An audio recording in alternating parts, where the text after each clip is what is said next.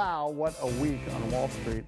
But let's turn to the workplace because lots of stuff going on with the potential reversal of the independent contractor laws coming up. Here to talk about that today, our good friend and regular contributor to the program, Ellis, and we're going to get to her in just 1 second. A reminder, show notes at 11 o'clock on Saturday on KUSI, on the air with myself, Little Tommy, and Rusty Nails. Please be sure to join us there. But there's Ellis. Annie, how are you? Thanks for swinging by. Good. How's it going, Sully? Good. Thanks for swinging by this weekend. Okay, I'm just going to let you take it over here. Can you take it from the beginning for many of our listeners who are not familiar with how this whole AB5 started and then morphed and now is potentially morphing again? Can you take us from the history and then where we're at today? I love history. So for decades in California, the standard for determining whether a worker should be a contractor, consultant, independent contractor, all means the same thing, gig worker, or an employee, was like 12 different factors. And you would look at all these different things, like what did they want, what was the profit and loss. It was a really business-friendly definition, and it tended to lend itself to having more people be able to be contractors. Well, in the early part of 2018, the California Supreme Court threw that away and said, we don't like that test. We're going to reach our very long arm into the state of Massachusetts, and we are going to adopt what's called the ABC test, which whittles it down to 3 factors, and they're almost impossible to meet. The middle one being if the worker does anything in the regular course of that hiring entity's business, then they can't be an independent contractor. And regular course of the business could really mean anything from operations to the heart of what they do. So basically, this would be, for an example, and this is one of the examples I wanted to talk about. Let's say the San Diego Sports Arena had a concert with, let's say, Tom Petty when he was alive. That would mean that if those guys that played music did that same job, which is play music, in other locations, they would actually have to be employees at every single venue they went to. Is that right? Yep.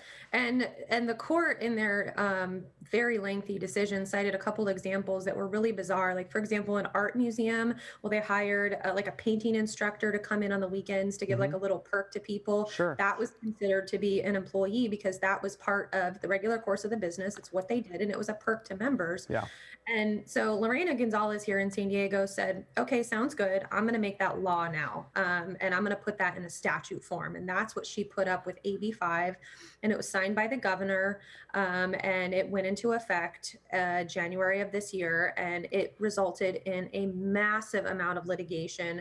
Of course, we're seeing the Ubers, the Lyfts, the DoorDashes of the world, because they all use gig workers. Right. And that's the thing that I think is scary about this, and I'm trying not to be political on this show. I mean, of course, I did afternoons here for many years, and that's exactly what I was. I think people know where I stand. But as a registered independent and as someone who tries to just call balls and strikes, that would be a job killer for California, because if Uber and Lyft were forced to make all of their drivers employees, I would argue that they wouldn't do business in those states. Is that a fair assumption? That was their threat, and they got sued by the cities of San Diego, San Francisco, and LA. And I think that's really important for people to remember is one person didn't stand up and file this lawsuit. These were actual government entities that are suing, the Ubers and the Lyfts of the world. And in August, a court issued an order saying they have to reclassify everyone to employees. And they said, we can't do that. We're going to be pulling out of San Diego, out of California. We're not going to do business here anymore. And then, of course, we've got appeals and other things in Prop 22 that are holding that up. Right. But if they don't get their way, I think they're going to pull out. And I don't know about you, but I am a platinum Uber member. I'm very proud of that. I am as well. I mean, I can't get a ride. The app just spins and spins and spins. It's devastating. Well, this would be the law of unintended consequences that comes and bites us once again, or bites lawmakers once again, I would argue, because that's exactly what's going on, is that nobody had intended for Uber and Lyft to be affected by this.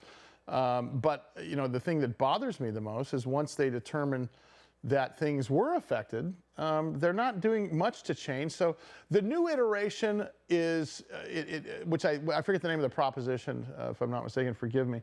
But the new iteration sort of solves those problems, correct? I mean, in your opinion, does it go far enough? Well, I'm a lawyer, so I never talk in absolutes. Yeah, right, sure. It's Prop 22, and it creates for this industry a reasonable resolution. They're going to remain contractors, but there's sort of a threshold on how much they must be paid. It gives them benefits. You can kind of think of it as a hybrid, even though it's not, because you're either a contractor or you're an employee. But it's a hybrid in the sense that you're getting a lot of things that employees will be entitled to. But Sully, it doesn't help other industries. It Yeah. is only the rideshare and food delivery driver industry, and in my opinion, doesn't go far enough. What is, if you were, you're an attorney, so this is a weird question to ask you, but if you're a betting person, do you think Proposition, is it 22 you mentioned, is that going to pass in your opinion? I do think it's going to pass, and if for no other reason than if you spend $200 million on a prop in California and you can't get it to pass, then I think that shows something about the process. At least it will show that money can't buy you a law, but they have dumped so much into this. I'm sure you've seen the ads. Sure. Uber actually got sued last week because they're putting pop-up ads on their app for the drivers to see, trying to get them to favor Prop 22. So they got another lawsuit out of that, but they've just invested so much money in this. So the long story short here is that, when we are looking to do a money grab in the state of California, this is how we do it. And it's something we haven't talked about here. But a big piece of this is not just employer protections. A big piece of this is a money grab. Don't you agree?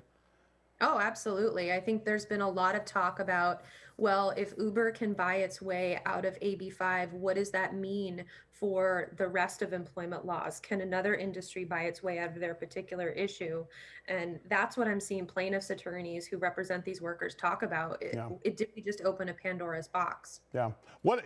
Annie Ellis is our guest here, and she, of course, is an HR employment attorney here in San Diego. Let's talk COVID, because here we are with what looks like COVID 2.5, I'm going to say. And there's a possibility that we're going to see some shutdowns happen if Europe, Italy and France in particular, are any leading indicators.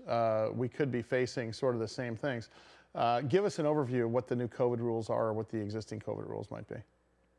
Well, I think that in San Diego, we're certainly in danger of moving back to purple, which means it's going to be a la what we were doing in May, with no indoor dining, no gyms, no spas.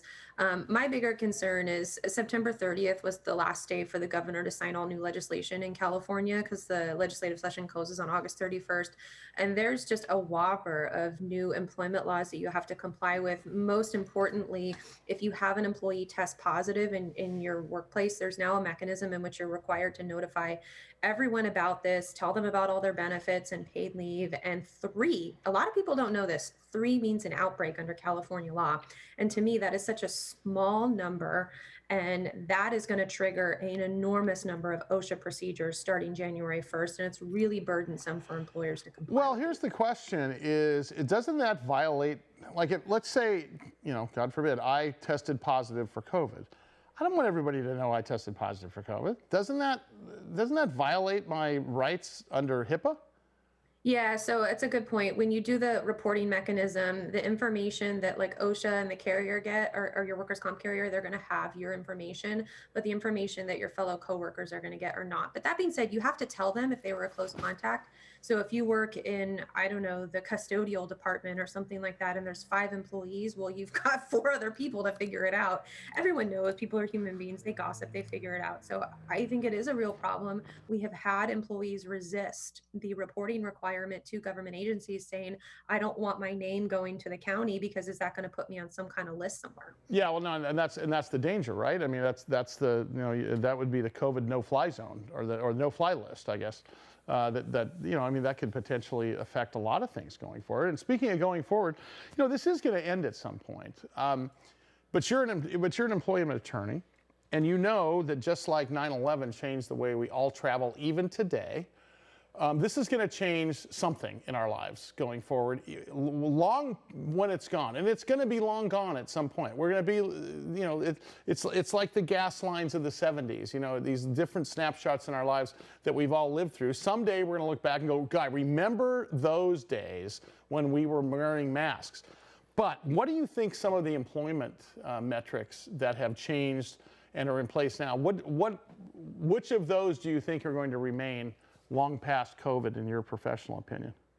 I think the health and safety and the cleanliness of the workplace is going to be something that's a lot more emphasized. That's not such a bad thing. I mean, no, I it's can't not. argue that. I love social distancing. I think it's great that we have hand sanitizer everywhere. People, Yeah.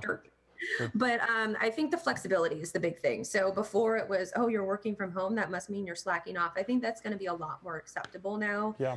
Having different kinds of schedules, intermittent. I work 2 days at home. I work 3 days in the office, or we're just going to do things by Zoom instead of in person. So I don't think that's going anywhere, and that's probably going to be the biggest impact. I think efficiency is going to go up as well, and understanding of family issues at home. Yeah, and I think one of the issues too is that I think that we have some growing pains here, Annie, and I think part of this, we're throwing the baby out with the bathwater a little bit. At the same time, we are also giving knee-jerk reactions.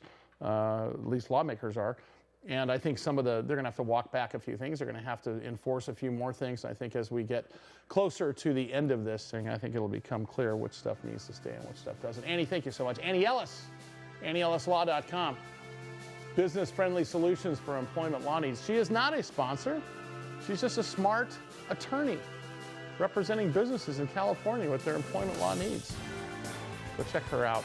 All right, Tom Del Beccaro, author of the book, The Divided Era, going to be our political analyst this morning. San Diego Business Weekend. Welcome to your weekend. It's News Radio 600 KOGO.